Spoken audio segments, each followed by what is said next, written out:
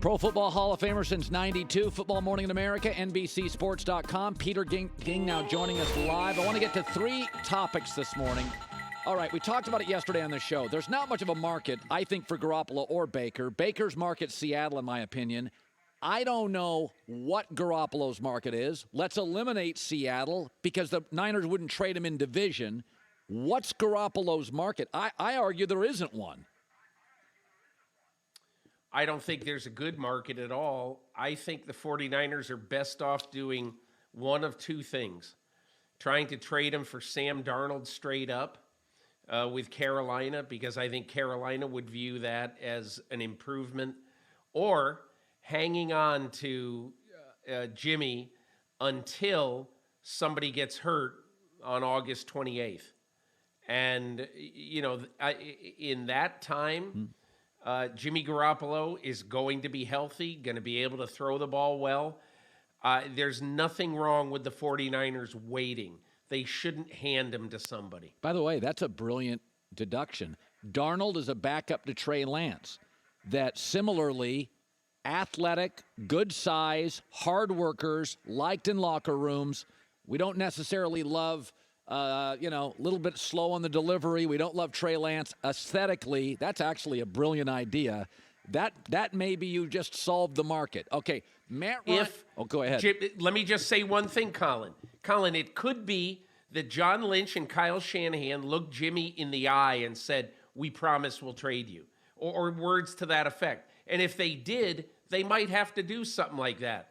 But if I were them right now, I would tell Jimmy, be patient. You'll be somewhere by the trading deadline.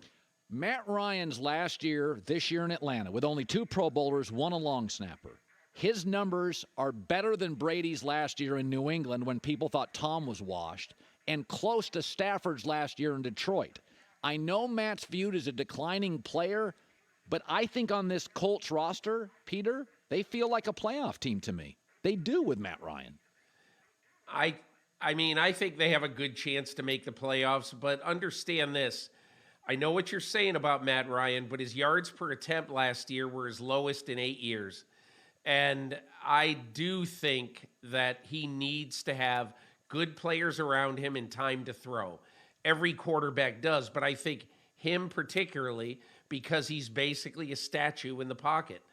I think going to Indianapolis is going to be good for him. But I'll tell you what, Indy has been searching for a go-to receiver for some time. Yes. They don't have high draft choices this year in which to get one. So that would be my biggest worry right now.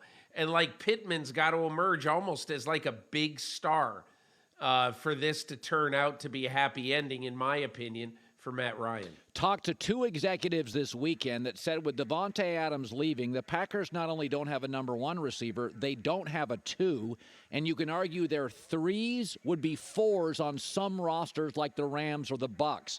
Explain, it's in your column this week. How did Davante Adams, that trade, play out, Peter? Basically, Brian Gutekunst knew that there was a good chance if he didn't trade Davante Adams, that Adams would be the 2022 version of Aaron Rodgers last year. Probably, eventually, he would have come in. Probably, but it's not certain. And, do you want to have that hanging over your head all through the offseason? This way, what Brian Gutekunst can do is he now has 4 picks in the top 60. This is a golden draft for wide receivers. He could sit there with the 22nd overall pick, which, by the way, is what Justin Jefferson was, and probably get a really good receiver like Chris Olave.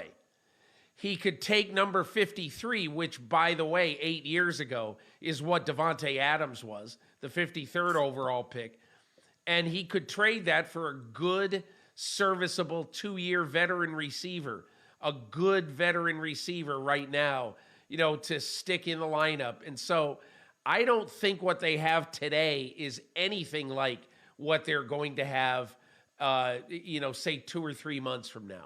90 seconds left. I think Cleveland this year is not going to have Deshaun Watson until late October. The division's better.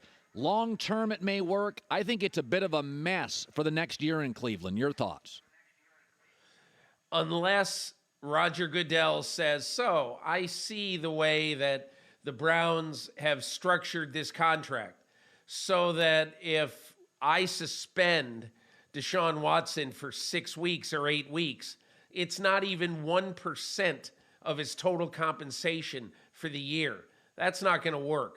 Why don't we just say, hey, listen, we're going to wait to see how these 22 cases play out. He plays this year, and then they suspend him next year.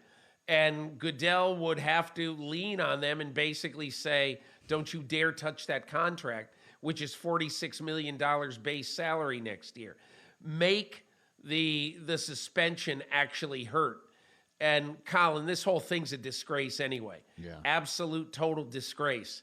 So the more that the NFL can do to the Browns, in my opinion, the better off they'll be. Not that the NFL is cloaked in wonder in this anyway.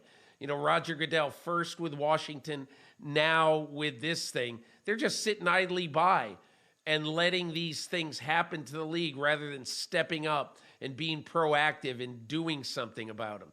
They just want those things to go away. So, you know, there's some guilt on the NFL's hands with this Deshaun Watson signing, too. Yeah, you're not the only one that thinks that. Peter King, NBCSports.com, covered the NFL for 35 years plus. Thanks, Peter. Okay, Colin. I actually think Jimmy Garoppolo to Carolina, Darnold backs up Trey Lance, is actually really smart. Because Darnold has a lot of Trey Lance, that good mover, good size, well-liked, very alpha. The wind-up, the delivery is not ideal. Trey Lance looks kind of clunky. Sam is kind of clunky and slow in his delivery. But again, we always say backups. If you have to play 2 games, can the backup win 1? Sam Darnold with Kyle Shanahan, Deebo Samuel, Brandon Ayuk, Elijah Mitchell, and George Kittle, Sam Darnold can win 1 of those 2 games. That's a really good suggestion.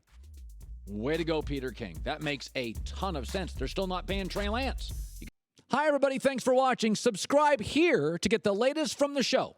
Also, be sure to check out more of the best clips from The Herd or go watch a few segments from other shows on FS1.